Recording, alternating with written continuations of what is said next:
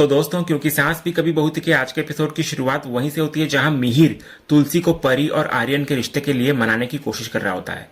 वो तुलसी से कहता है कि वो उन दोनों को देखे, वे साथ में कितने खुश लग रहे हैं और अभी से एक परिवार जैसे दिख रहे हैं। वो अपनी बात में भावनात्मक गहराई जोड़ते हुए कहता है कि परी की जिंदगी में एक अच्छे जीवन साथी की कमी है और एक अच्छा साथी मिलने से जिंदगी कितनी बेहतर हो सकती है ये उससे बेहतर कौन जान सकता है। इस पर तुलसी एक माँ की व्यवहारिक चिंता के साथ जवाब देती है। वो मानती है कि वे दोनों अच्छे दोस्त हैं, लेकिन दोस्ती का मतलब शादी नहीं होता। वो जोर देकर कहती है कि शादी जैसी बड़ी चीज दोनों की आपसी सहमति और इच्छा से होनी चाहिए और परी के मन में क्या है ये अभी कोई नहीं जानता। तभी दूसरी तरफ बातचीत के बीच परी को एक फोन आता है और वो बात करने के लिए एक तरफ चली जाती है। फोन अजय का होता है। परी तुरंत चिंता से पूछते है कि क्या सब ठीक है, तो अजय उसको बताता है कि कुछ भी ठीक नहीं है। उनके बेटे सनी को तेज बुखार है और वो लगातार परी और गरिमा को याद कर रहा है। वो झिझकते हुए पूछता है कि क्या वो गरिमा को लेकर उनके घर आ सकती है, अगर संभव हो तो परी की आवाज में दुविधा साफ झलकती है। जब वो पूछती है कि वो उनके घर कैसे आ सकती है, तो उसकी इस हिचकिचाहट को भांप कर अजय तुरंत पीछे हट जाता है। वो निराश होकर कहता है कि ठीक है, रहने दो, मैं तो बस सनी के लिए पूछ रहा था। फिर वो कहता है कि वो सनी के स्वास्थ्य के बारे में उसको अपडेट देता रहेगा। इतना बोलकर वो फोन काट देता है। जैसे ही अजय मुड़ता है, उसकी बहन प्रिया वहां गुस्से में खड़ी होती है। वो अपने भाई पर बरस पड़ती है कि क्या उसे परी के अलावा और कुछ नहीं दिखता। वो उसे याद दिलाती है कि परी के घर आने से उन सब पर क्या बीतेगी, उन्हें उसकी शक्ल देखनी पड़ेगी। वो अजय को उसके अपने अतीत की याद दिलाती है कि परी ने उसके साथ कितना कुछ बुरा किया है और उसने कितना कुछ सहा है। तो जब अजय सफाई देने की कोशिश करता है कि वो तो बस सनी के लिए कह रहा था, तो प्रिया उसकी एक नहीं सुनती और गुस्से में वहां से चली जाती है। दूसरी तरफ हमें ऋतिक और मुन्नी को दिखाया जाता है, जहां मुन्नी ऋतिक को मजदूरों के शोषण से जुड़े कानूनी खतरों के बारे में चेतावनी दे रही होती है। वो समझाती है कि अगर मजदूरों के साथ किसी भी तरह का आर्थिक, शारीरिक या मानसिक शोषण हुआ और किसी ने ये मुद्दा उठाया तो कंपनी का लाइसेंस रद्द हो सकता है, फैक्ट्रियां बंद हो सकती है और अकाउंट तक फ्रीज हो सकते हैं। तो इस पर ऋतिक उसकी बात को गंभीरता से लेता है और कहता है कि वो इस बारे में अंगद भाई से बात करके कोई हल निकालेगा। इसके बाद मुन्नी ऑफिस के लिए वहां से निकल जाती है। तभी थोड़ी देर बाद ऑफिस से प्रफुल्ल भाई एक जरूरी काम से ऋतिक से मिलने आते हैं। वो बताते हैं कि पुराने रिकॉर्ड्स की जांच के दौरान एक बहुत बड़ी गड़बड़ी सामने आई है कि मिहिर के जाली साइन किए गए हैं। वे बताते हैं कि वो उन तारीखों के दस्तावेजों पर हुआ है जब मिहिर अस्पताल में भर्ती थे और ऑफिस में मौजूद ही नहीं थे। ये सुनते ही ऋतिक को तुरंत वो घटना याद आने लगती है जब कस्टम विभाग वाले मिहिर को गिरफ्तार करने आए थे। उसे यह एहसास होता है कि ये धोखाधड़ी सालों से चल रही है, तो उसे पूरा यकीन हो जाता है कि इस सब के पीछे रणविजय है।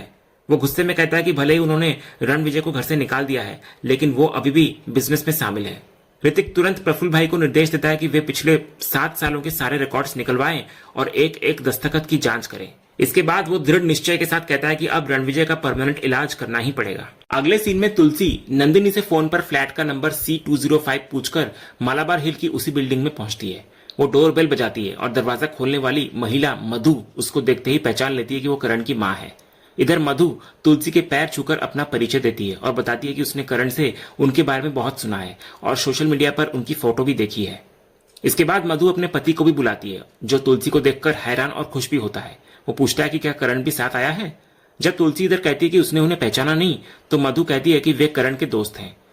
उसका पति डैनी कहता है कि वो और करण कॉलेज में साथ थे, लेकिन करण के अमेरिका जाने के बाद उनका संपर्क टूट गया था और वे कुछ समय पहले ही दोबारा मिले हैं। वे फिर तुलसी को अंदर बुलाते हैं और चाय नाश्ते के साथ वही केक भी परोसते हैं जो करण उनकी सालगिरह के लिए लाया था। तो तुलसी उनको बधाई देती है। तभी तुलसी की नजर एक फोटो फ्रेम पर पड़ती है जिसमें डैनी और उसके बेटे की तस्वीर होती है। पूछने पर डैनी कहता है कि ये उनका बेटा सूरज है जो बैंगलोर में पढ़ता है। वो ये भी कहता है कि सूरज करण से बहुत जुड़ा हुआ है और उसका स्वभाव भी करण जैसा ही है, यहाँ तक कि वे मजाक में उसे करण का बेटा भी कह देते हैं। ये सुनते ही तुलसी को नंदिनी की कही बात याद आने लगती है कि उसने करण और उस औरत के बेटे के बारे में सुना था। इसके बाद तुलसी मन ही मन सोचती है कि उसने सही कहा था कि नंदिनी को गलतफहमी हुई है। जब इधर डैनी पूछता है कि वो अचानक यहाँ कैसे आई, तो तुलसी कहती है कि करण ने उसे बताया था कि वो एक फ्लैट ले रहा है, तो वो बस उसे देखने चली आई थी। इस पर मधु और डैनी बताते हैं कि वे 2 दिन पहले ही इस फ्लैट में शिफ्ट हुए हैं। ये फ्लैट करण का ही है जिसे वो किराए पर देना चाहता था और उन्होंने ले लिया। वे ये भी कहते हैं कि करण ने और भी प्रॉपर्टी में निवेश किया है और वे 2 महीने बाद बैंगलोर शिफ्ट हो जाएंगे। वे करण की बहुत तारीफ करते हैं। इसके बाद तुलसी उनसे विदा लेकर वहां से चली जाती है। फिर तुलसी के जाने के ठीक बाद डैनी करण को फोन करता है। इधर करण फोन उठाते ही पूछता है कि माँ आई थी या नहीं, तो डैनी पुष्टि करता है कि वो आई थी और उन्होंने सब कुछ संभाल लिया है। तो करण राहत की सांस लेकर उन दोनों को इस बड़ी मदद के लिए धन्यवाद देता है। इसके बाद कहानी एक फ्लैशबैक में जाती है। फ्लैशबैक में दिखाया जाता है कि तुलसी नंदिनी से कहती है कि वो उसे उस जगह का पता दे जहां उसने करण को देखा था, ताकि वो अगले दिन जाकर खुद सच का पता लगा सके। तभी ये सारी बातचीत करण किचन के बाहर छिपकर सुन लेता है। ये सुनते ही करण तुरंत अपने दोस्त डैनी को फोन करता है और उससे एक ऐसा काम करने के लिए कहता है जिसका एहसान वो जिंदगी भर मानेगा।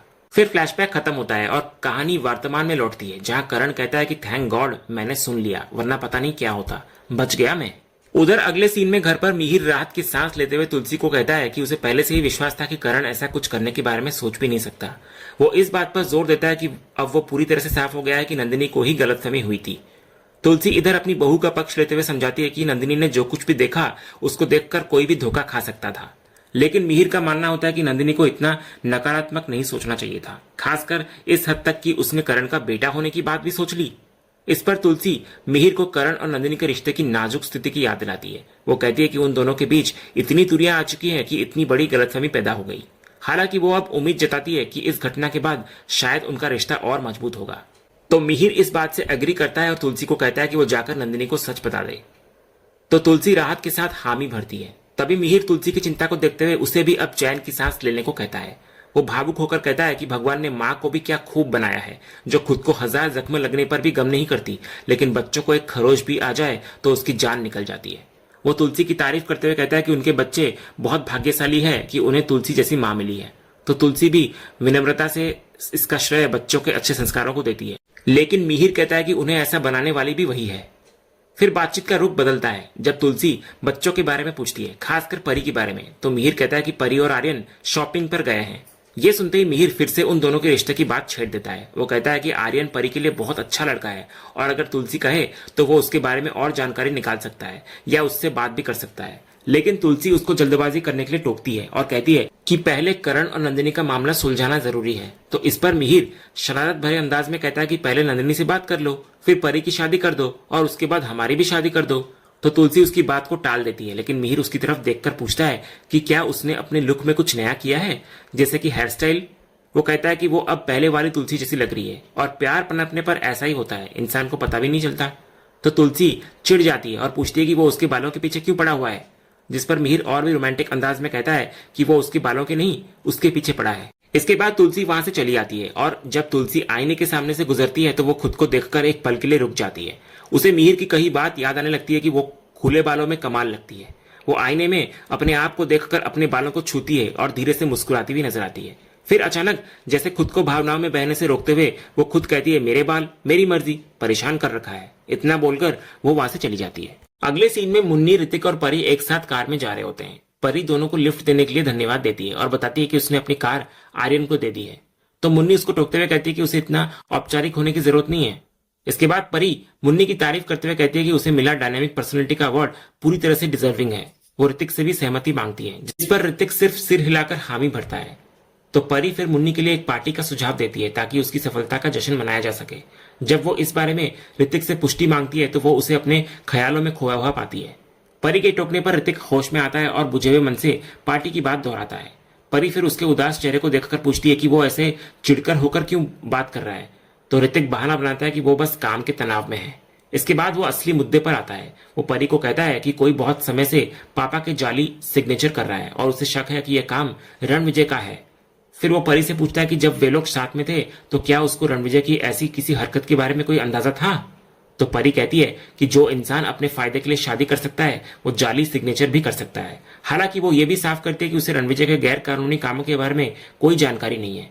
जब ऋतिक उसको पकड़ने का रास्ता पूछता है तो परी एक महत्वपूर्ण सुराग देती है। वो कहती है कि एक व्यक्ति है जो रणविजय के सारे राज जानता है, उसका पार्टनर इन क्राइम सुहास।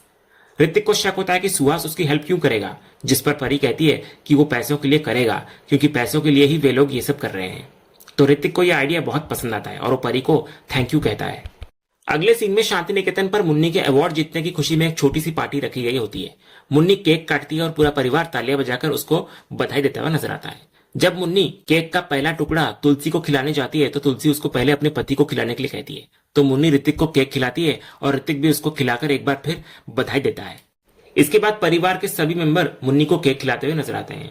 फिर आखिर में मुन्नी एक टुकड़ा लेकर तुलसी के पास जाती है और उसको खिलाती है। इस पल में मुन्नी इमोशनल हो जाती है और कहती है कि उसने कभी नहीं सोचा था कि उसे इतना अच्छा परिवार मिलेगा। फिर माहौल को और खुशनुमा बनाने के लिए देव डांस और म्यूजिक का सुझाव देता है, तो आर्यन तुरंत देव की बात का समर्थन करता है और परी की टांग खींचते हुए कहता है कि स्कूल में किसी भी फंक्शन में सबसे पहले परी ही डांस करती थी। तो परी भी पलटकर कहती है कि आर्यन भी कूद कूद कर सबसे पहले जाता था। यह सुनकर परी को अपने स्कूल का फेयरवेल याद आने लगता है, जहां वे दोनों लैला मजनू बने थे और उन्होंने डांस भी किया था। तो शोभा और बाकी सब लोग उत्साहित होकर उन्हें आज फिर से वही डांस करके दिखाने के लिए कहते हैं।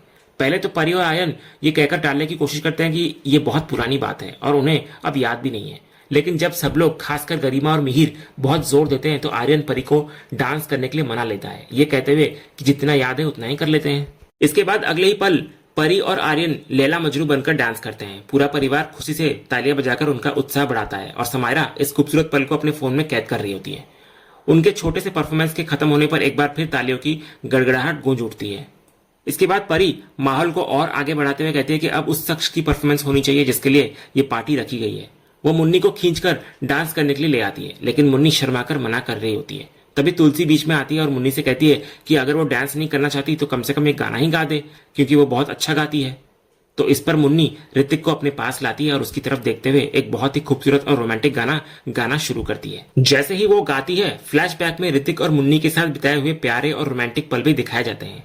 फिर मुन्नी का परफॉर्मेंस खत्म होने पर एक बार फिर पूरा परिवार तालियों से उसका अभिनंदन करता है। तभी इसी बीच हम करण को देखते हैं, जो अपने फोन पर किसी को मैसेज करने में लग जाता है। तो नंदिनी जो वहीं पर बैठी होती है ये देख लेती है। उधर तुलसी भी जो दूर बैठी ये सब कुछ देख चुकी होती है। उसके चेहरे पर चिंता की लकीरें साफ दिखाई देती है। वो मन ही मन सोचती है, मुझे ऐसा क्यों लग रहा है कि करण अब भी मुझसे कुछ छुपा रहा है। और इसी सीन के साथ जहां तुलसी के मन में अपने बेटे के लिए शक दोबारा गहरा जाता है, आज का ये एपिसोड यहीं पर खत्म होता है। तो दोस्तों, आपको आज के एपिसोड का कौन सा सीन सबसे ज्यादा पसंद आया हमें कमेंट करके जरूर बताएं। अगर आप क्योंकि सास भी कभी बहू के फैन हैं और कोई भी अपडेट मिस नहीं करना चाहते तो हमारे चैनल को सब्सक्राइब करना ना भूलें और बेल आइकन को भी जरूर दबाएं। हम मिलेंगे अगले एपिसोड के अपडेट के साथ। तब तक के लिए धन्यवाद।